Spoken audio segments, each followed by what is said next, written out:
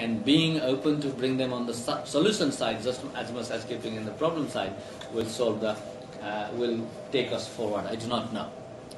So let's say these are some of my few initial observations, but also initial ideas where we may be heading to. And I'll be really grateful if you can challenge or add or advise and have a conversation to see whether even conversation is it worth talking about international NGO or not. I did say 26 billion they mobilized, but so over to you. So let's have a conversation.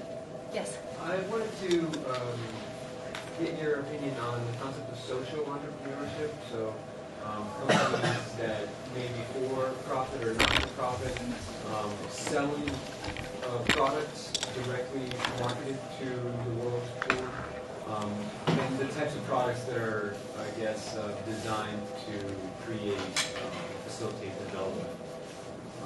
So I think it's kind of a new concept. I think it's growing very rapidly, and I just kind of want to see how that fit into your comments about aligning more with the business sector and kind of the unholy alliance, and then your last point about corporations in general.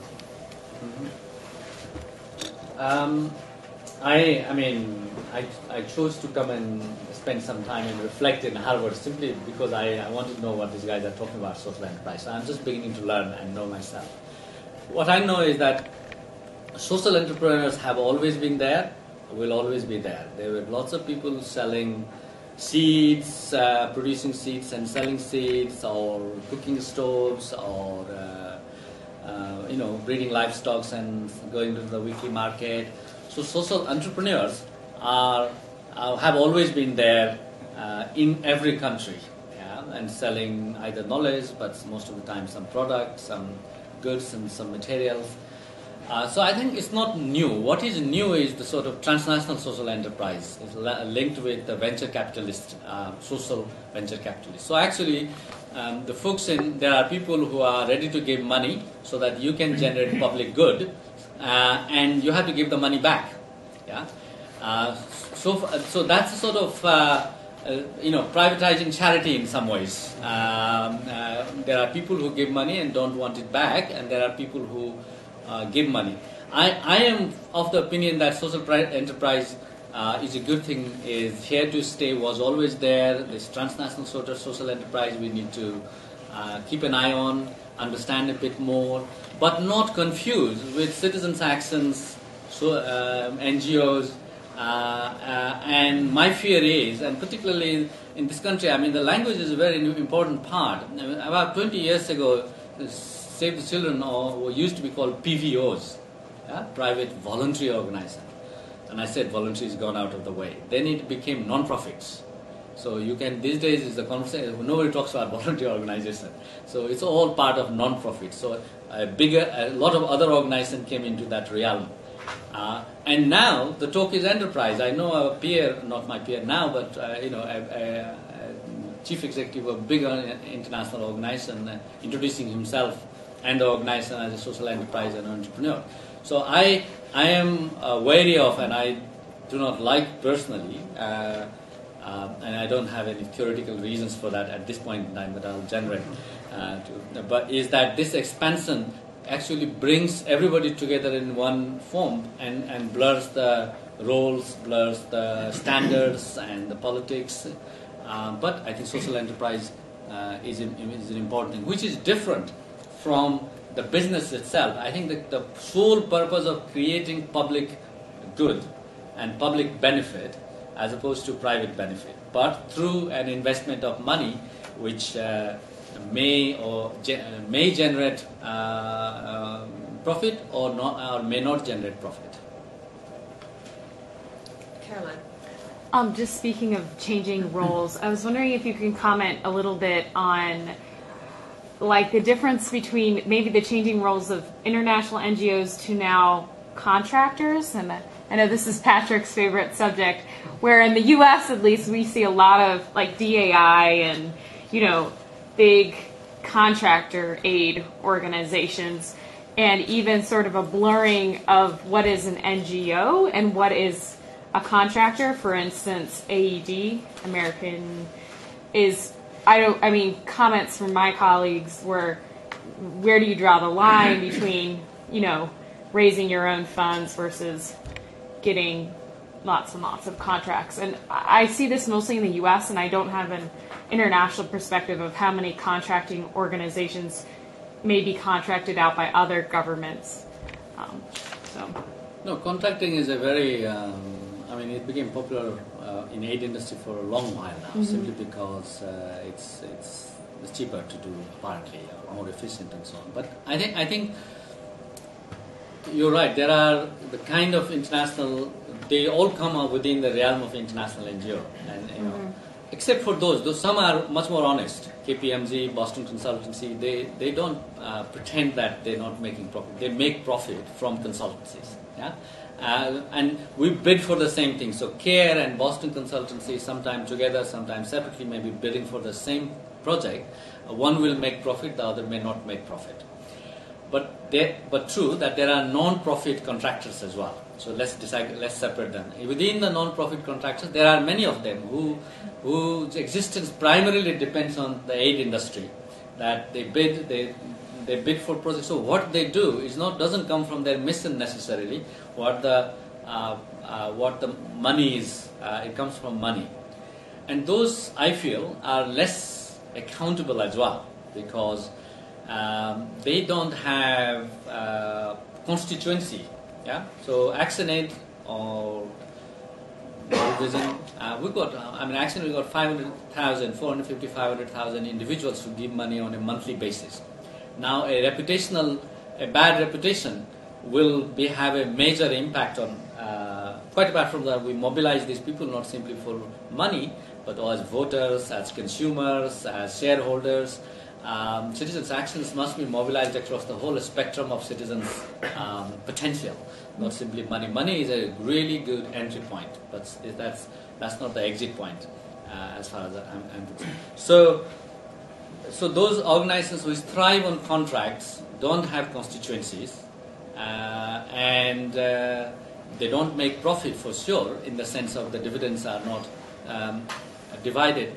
That's why I consider that they should be kept out. Many people, academics included, argue that the way the definition of NGOs is currently based on non-profit or non-government, as opposed to what they do. Yeah. So if we had to say mobilizing citizens, that's how I feel that the kind of NGO I want to belong to, or the bigger ones, should mention we mobilize citizens' action for eradicating poverty, etc. Now that will separate the contractors out. They don't mobilize citizens' action. They don't have constituency. What they have is a project proposal writer and a whole lot of consultants on the roster who will come and run and write and bid. And I'm not saying they are not good or bad, but they shouldn't be given the pedestal, they should be given the status, and they should be monitored and accounted for in a different manner from an organization which has constituency and mobilizes citizens. There was one hand there, and then we'll have Lou and then Richard. I wanted to ask if you could maybe elaborate a bit on the part of what you call the unholy alliance relating to military and government cooperation with NGOs.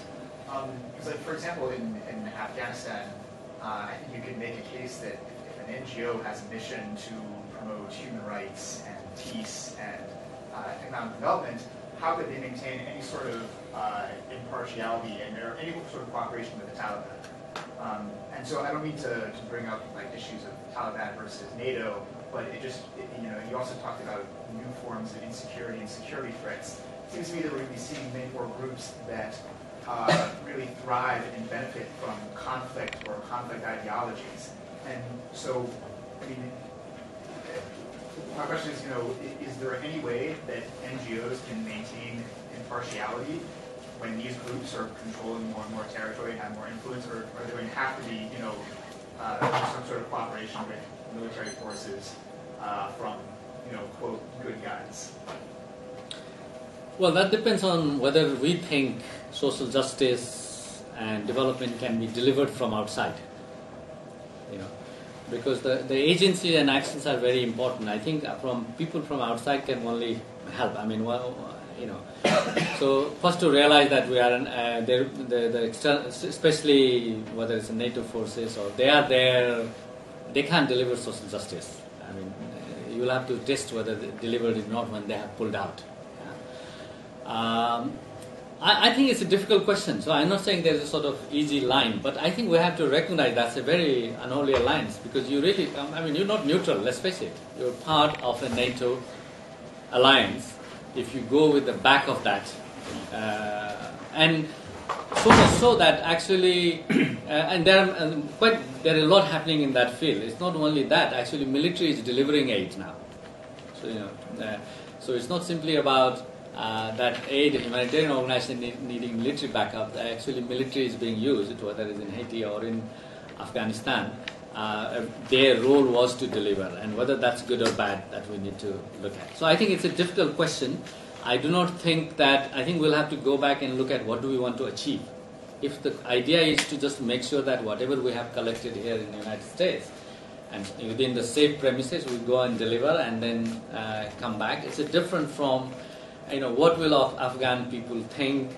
Afghan people may have, the citizens may have support for Taliban or not, but is it are we therefore neutral? So I don't think the military provides neutrality. It provides security for doing what we want to do.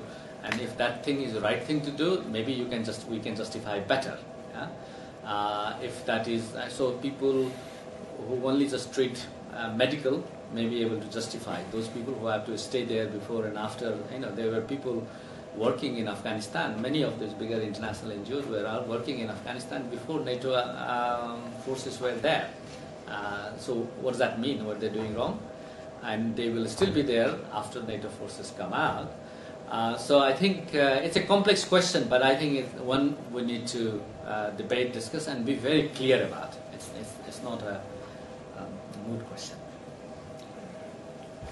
There's so many issues that you raised that are really very exciting, but let me just raise one issue.